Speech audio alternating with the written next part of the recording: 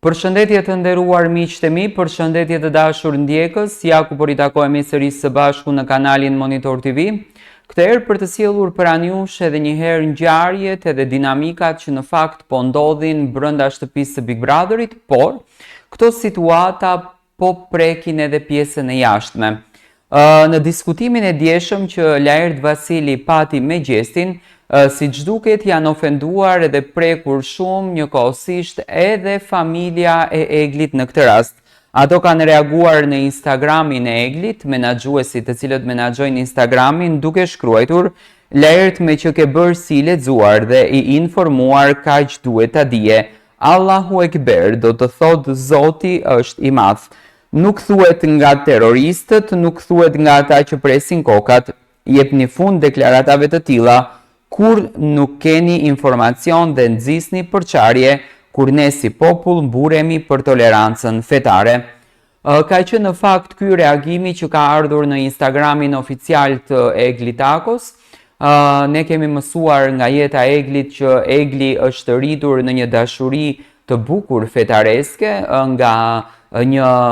nën dhe nga një baba, të cilët njëri ka qenë ortodoks e tjetri musliman, që kanë ngjitur shpirtrat e tyre dhe kanë sjellur në jetë një familje të mrekullueshme që e respektojnë shumë këtë pjesën, dhe gjatë natës së mbrëmshme, në fakt në orët e vona të natës, të pozicionuar në verandën e Lori Kafes, Gjesti dhe Egli po bisedonin për këtë gjën. Gjesti thonte që unë lidhshmërinë time shpirtërore me Zotin e kam në mënyrën time, e kam në versionin tim, e ndjej të falem kur mua ma ndjen zemra ime, nuk e bëj këtë gjën falso, nuk e bëj këtë gjën blanko, e bëj në momentin kur unë vërtet e ndjej se duhet të falem, e ndjej të lutem në momentin që unë e ndjej të lutem, dhe nga të gjitha gjëra që unë kam patur në jetë, nga të gjitha vështirësi që unë kam patur në jetë, nga të gjitha halle që unë kam patur në jetë, më beso kur unë jam lutur, i thonte Eglit, për një iPad. Pas një jave Zoti ma ka sjell, e ka bërë punën të bëhet ky iPad-i. Thonte që njeriu Zoti fal çdo gjë,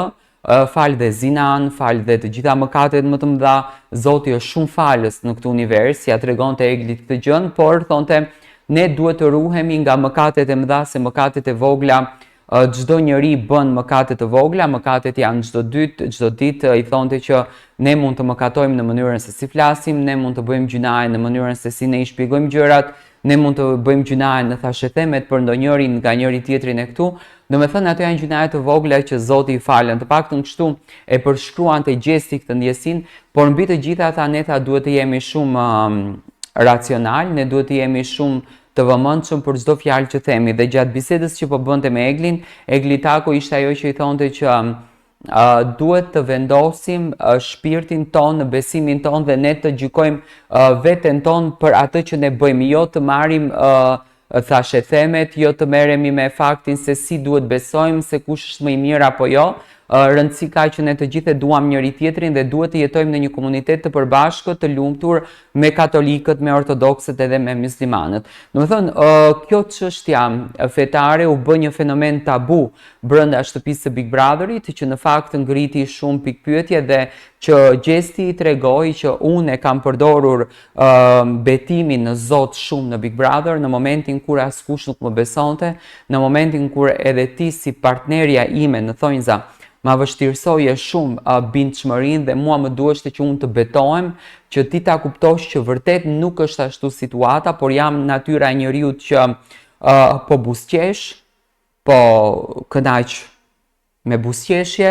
po jetoj me buzëqeshje dhe më në fund domethënë marr një dhuratë që në fakt nuk takon ta marr, dhe këtë pjesën unë doja të ta bëj të bindur që nuk janë gjërat ashtu siç i mendon ti, por përkundrazi unë jam një personazh shumë inteligjent, jam një personazh shumë i hapur etj. Dhe kjo në fakt e solli edhe këtë bisedën që Gjesti të argumentoj edhe të arsyetohet në një farë mënyre përballë Eglit se për çfarë arsye ka përdorur Zotin dhe për çfarë arsye është betuar. Domethënë cila ka qenë ky arsyeja që Gjestin e ka çuar drejt këtij betimit. Dhe Gjesti deri diku i sqaroi gjërat në detaje dhe i sqaroi gjërat në mirë kuptim se ka qenë kjo pjesa dhe prandaj dhe e kam bërë. Marrëdhënia mes Gjestit edhe Eglit siç duket është afruar shumë, tashmë publikisht Gjesti Egli po mbrohet edhe në rrjetet sociale, do me thënë po e bron Gjestin edhe publikisht dhe kjo e bën që marrëdhënia të jetë më e bukur dhe të ketë një pamje më interesante. Dua të marr mendimin tuaj në këtë komentim dhe në këtë bashkëbisedim të sinqert që Egli dhe Gjesti po bënin ndërmjet vetes së tyre.